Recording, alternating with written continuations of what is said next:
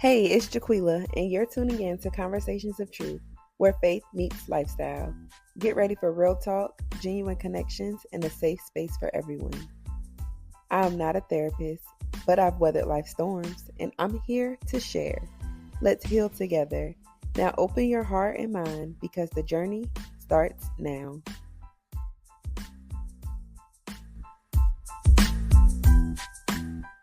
Hey, family. Welcome to another episode of Conversations of Truth podcast. I am Jaquila. For those of you who are just joining us, we are in our new series that has taken the title of my brand new book, Breaking Barriers, Mastering the Art of Friendship and Self-Growth Through Journaling. Through this series, we are discussing the features of the book. We are discussing friendships and, of course, self-growth. If you want to know a little about some of the features, go back to last week's episode and tune in. All right. Today we are going to discuss choosing friends. And this topic of conversation came up when I was reading Proverbs 12 and 26. Originally, I read this passage of scripture in the NIV version, which reads, "The righteous choose their friends carefully, but the way of the wicked leads them astray." And then I decided to go back and look at a few other versions, which is how I came up with the next two that I'll read, which is the King James Version and the New King James Version. So the King James Version reads slightly different, and it says, "The righteousness is more excellent than his neighbor, but the way of the wicked seduceth them." And then we have the New King James Version that says, "The righteous should choose his friends carefully, for the way of the wicked leads them astray." Now, we know that Proverbs is a book of wisdom, and although these three translations read slightly different, we can still reach one understanding, and that is there is a moral distinction between the righteous and the wicked. Now, it's interesting to me because in the Old Testament, we see that. But if you take time to look in the New Testament, you also see a similar phrase in Scripture where in 2 Corinthians 6 and 14, it tells us, "Do not be yoked together with unbelievers. For what do righteousness and wickedness have in common? Or what fellowship can light have with darkness?" Right? So it's not telling us that we should be acting holier than thou, but it is saying to be wise when choosing the company that you keep. It's getting good already, y'all. It's getting good already. We know the Bible tells us that we are to be set apart. We are to be the salt on the earth and the light of the world, which, in my opinion, my personal opinion, gives some truth to some phrases that we may have heard growing up and maybe even recently. The phrases are, "You are the company you keep," and "Birds of a feather flock together." Now, don't get rowdy on me because I know some people are against those two phrases. They don't think that they hold any truths. I used to feel the same way. However, considering the wisdom that I'm gaining, that I have gained over time, I look at it like this.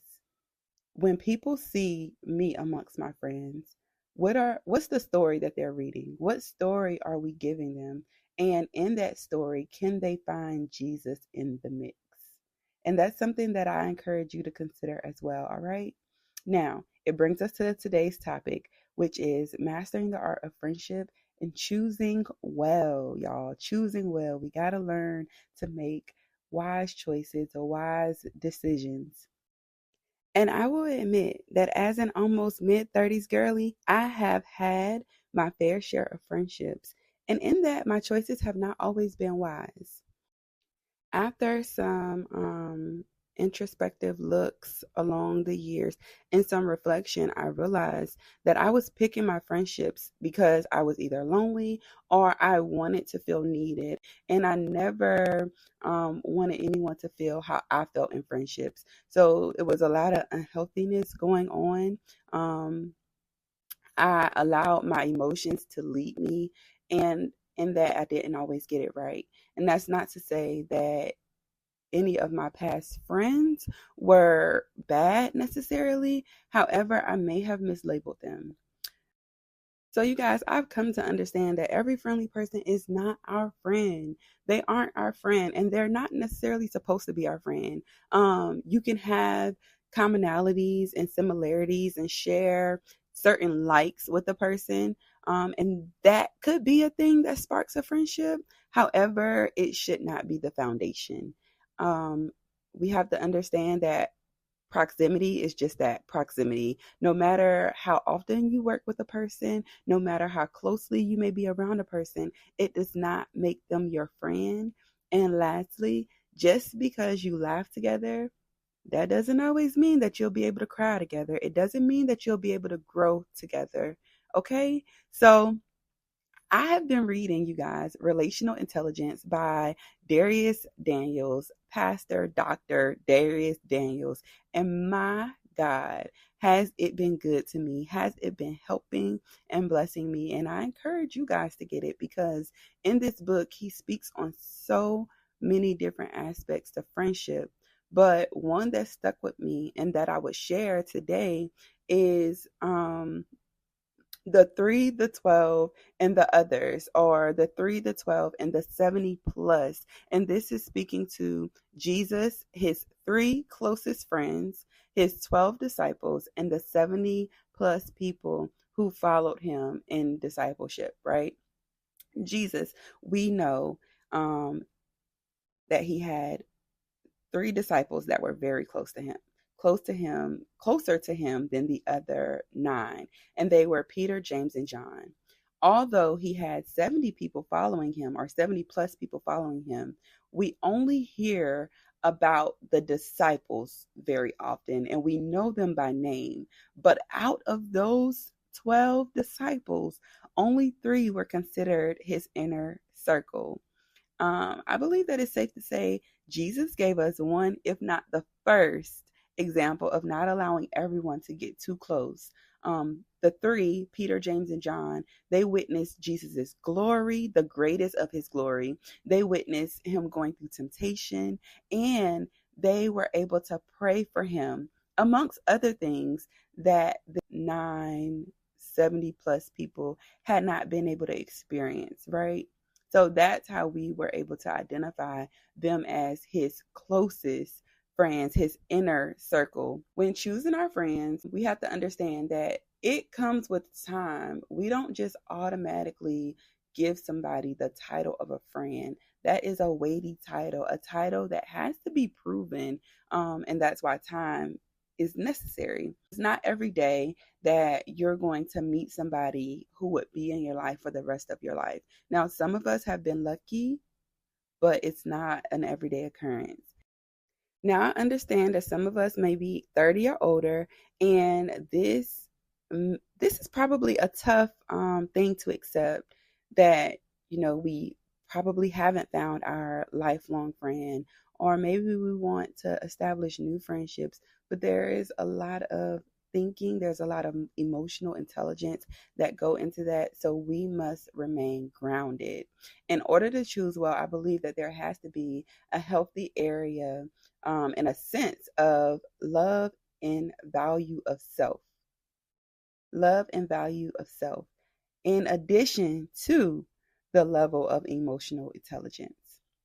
When making the decision to have healthy and fruitful friendships, I want you to consider the values that you share. Remember, I said that similarities aren't or commonalities shouldn't be the foundation. Well, when it comes to values, then that's fair. We'll use it, because the values you share would help you to see if you guys are aligned morally and spiritually.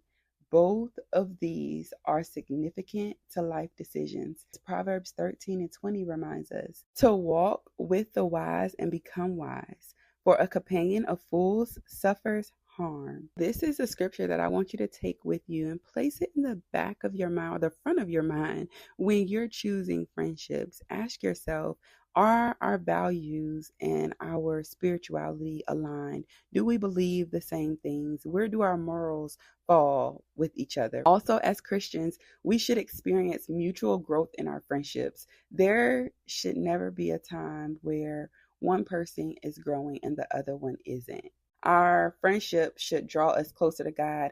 It should push us into purpose and hold us responsible. The reason why you shouldn't be growing and your friend is because that friend should be the light in your life and holding you responsible for whatever it is that you aren't doing to walk in purpose, and vice versa.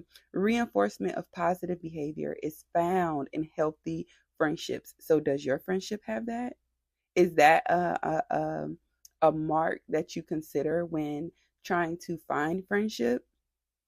Our friendships should not be unbalanced. They should be mutually beneficial.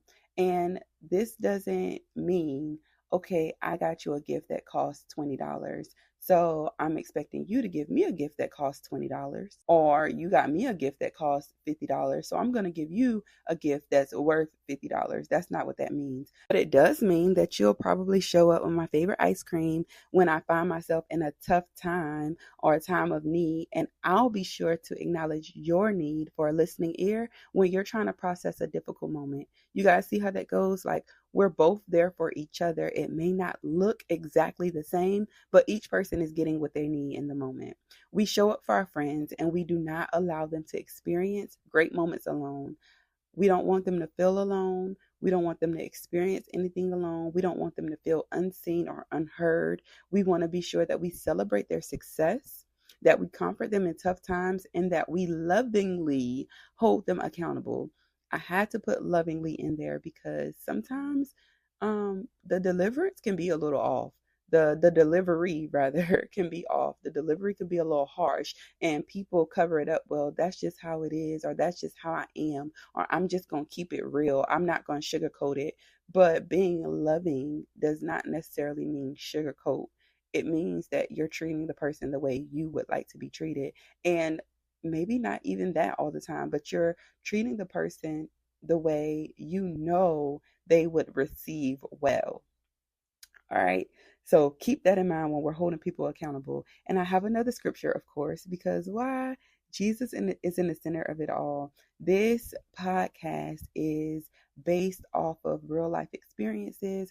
I want to help you guys get through things, but it is intersected with faith. They cross paths. There's no way that you could do one without the other and get good results. So Proverbs 27:17 states, as iron sharpens iron, so one person sharpens another. And with that, like I said earlier, it should be mutually beneficial. You should be able to sharpen your friend, and your friend should be able to sharpen you.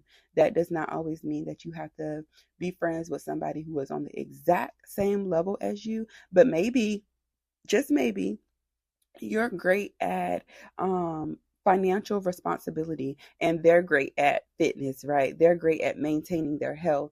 Well, you could help them budget. You can help them see where they may need to budget, and they can help you in the gym. They can give you advice on losing weight if that's a goal that you want to meet.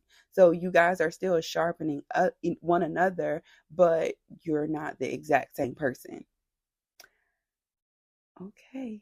And to finish this particular part off, I want to say that our friends are our encouragers.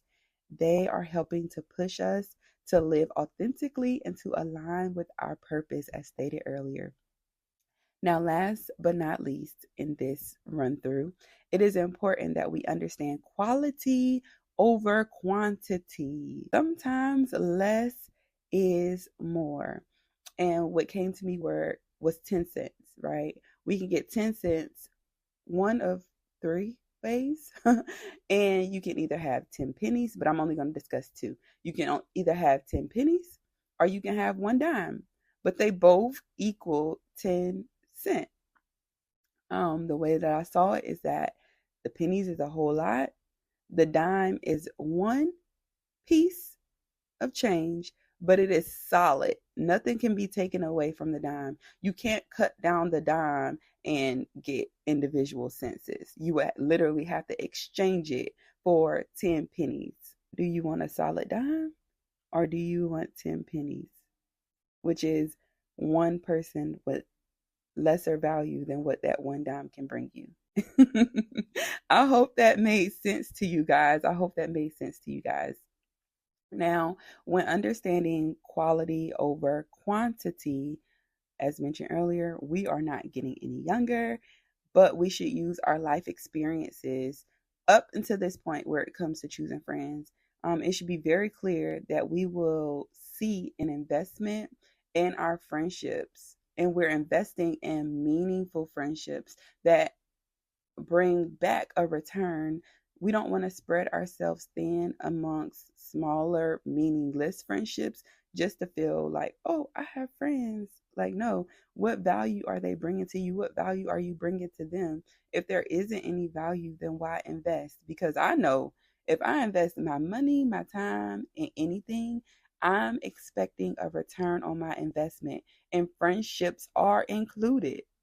So I ask you this question: are your friends able to refill your cup after you pour, and vice versa? Take some time to ponder on that. I thank you guys for joining me on today's episode. We are at the end of our episode, but in case you have not noticed, I love to talk, I love to learn, I love to share about all things friendship. Friendship is truly something that is dear to me because through my life experiences, I have made, my choices in friendships, as I stated earlier, and they weren't always the best choice. Some friendships did not last, and it wasn't always any fault of my own, but some of them were. And through that, I learned emotional intelligence. Through that, I grew as a person. And I will not stop sharing. I'm not going to stop sharing the things that I've learned, because I know that there are women and there are men out there women more than men, but still men, who want to have solid friendships, and we should not want them so bad that we choose the wrong friends and later find ourselves in a unfruitful relationship with them. Now, at the age of 30, I also understand that many of us desire marriage and we desire a family. It's okay. I get it. But I believe that it is evident that friendship is a significant part of our self growth. So, if we can learn how to manage and how to master the art of friendship, if we can learn how to grow through doing that, I believe we'll be even better partners for our spouses. So, I pray that this episode has been a blessing to someone, to anyone who has listened. Look, if you would like to journey through mastering the art of friendship and self growth, I invite you to purchase my journal titled Breaking Barriers, Mastering the Art of Friendship and Self-Growth Through Journaling. It can be found at blessedessencelux.com. Be sure to check our show notes for the link. All right. I love you guys, and we'll chat soon. Bye.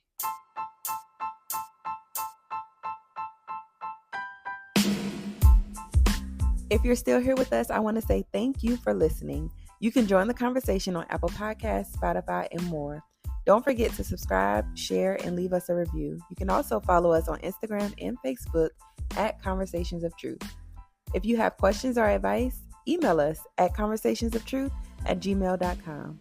Remember, you are loved, valued, and there is always hope. Until next time, I love y'all. Bye.